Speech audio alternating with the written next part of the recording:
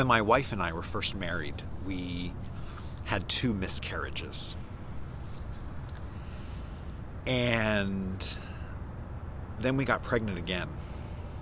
And, you know, we were scared and we were worried, and we were trying not to get our hopes up too much. We started seeing specialist doctors, and it was a high-risk pregnancy, so we were at the doctors once every 2 weeks. And then after all that work and all that worry,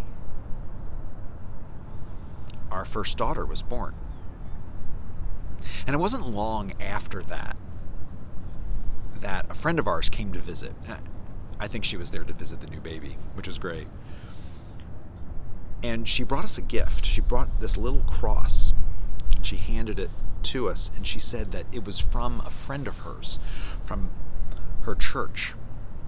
A friend that we didn't know. We never heard of the person. We didn't know they existed. But she said her friend every day would hold on to this cross and would pray for us, would pray for me and my wife and the child.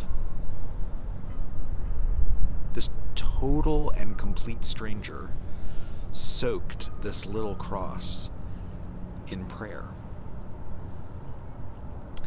I mean, I have to tell you, it just totally bowled me over. It was beautiful, it was humbling, and it was a blessing. That woman, that stranger, blessed us. We didn't even know we were being blessed, but we were. Abraham was nearly 100 years old. He had lived those 100 years in one place, and then God told him to pick up and go somewhere else. He was going to move him. And he said, when you go, he said, I will make you a blessing, and the nations of the world will be blessed through you. It's like Abraham was going to receive a blessing, but it wasn't just that he was going to receive a blessing, it was that he was going to be a blessing. And that's kind of how blessing works. We receive blessings.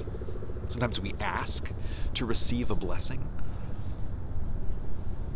But then we give blessings ourselves.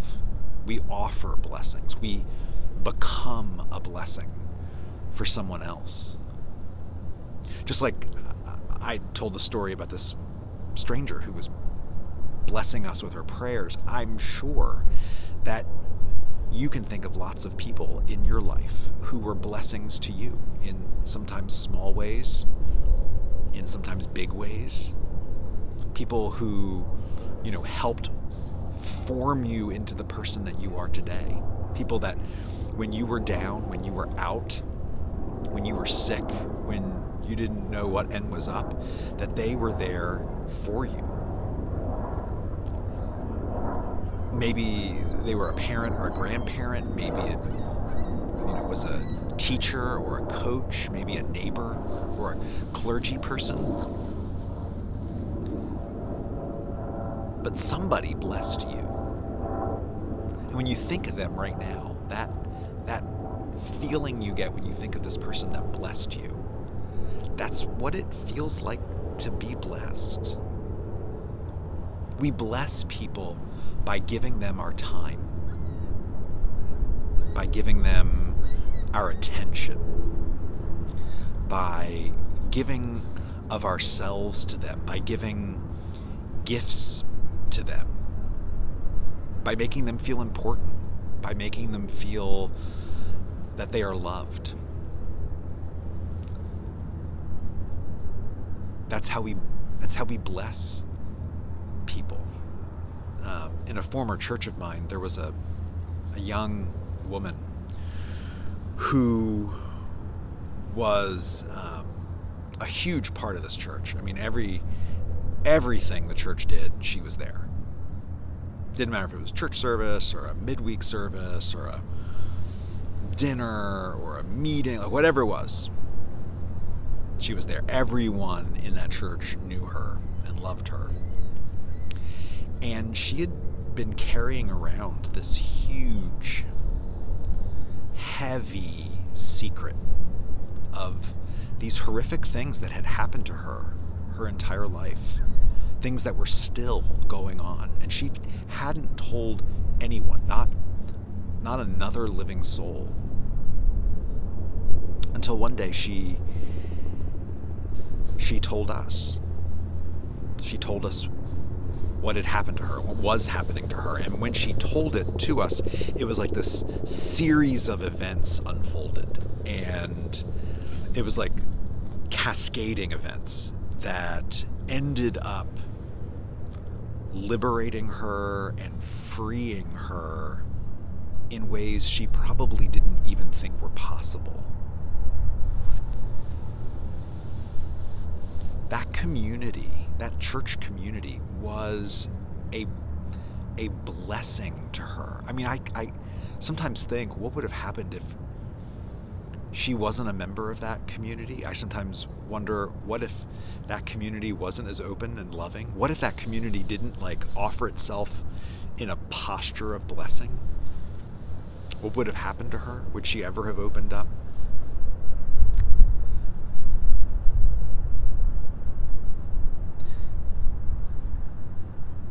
Of all the things that I've done in ministry, being a part of a community like that is one of the things that makes me most proud.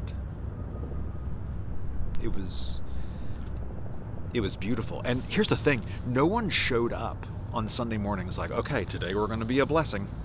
There's that young woman over there, and I'm going to go over there and give her a talk because she needs a blessing. Like, no one was, we just, authentically loved each other. And by authentically loving each other, we found ourselves in this posture where we were able to be a blessing to her. And she was able to be a blessing to us.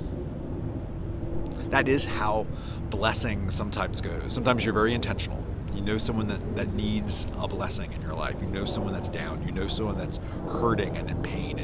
And so you call them up, or you send them a nice text message, or goodness gracious, you go visit them. Or you go old school and you get a note card and a stamp and an envelope, and you write it down and you send it to them. Or you find a way to live your life where you're just being a blessing by who you are.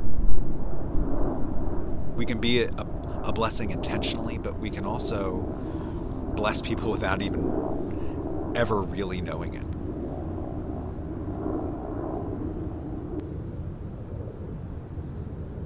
We can also not just bless one person or one family, but we can find ways to bless whole bunches of people. We can take time out of our day and go volunteer at a soup kitchen or cook the food for the soup kitchen. We can volunteer at a domestic violence shelter or an after-school program for needy kids, or we can go on a mission trip to Appalachia and help people who are living in systemic and severe poverty. We can fix up their houses. We can bless whole groups of people by this.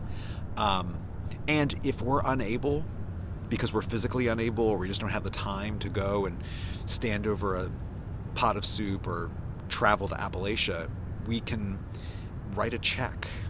We can make a donation. There are organizations and ministries and programs out there that can use able-bodied people with hands and feet and smiles and hearts to go and serve. And those same ministries and programs and outreaches need the resources that they need to have to do what they do. And so we can bless people that way too. But one of the beautiful mysteries of blessing is that when we are blessing someone else, when we are giving of ourselves to them, it's always a little unclear as to who it is that is being blessed more, them or us. And that's the beauty and the holiness of God blessing us and sending us out to be a blessing to the whole world.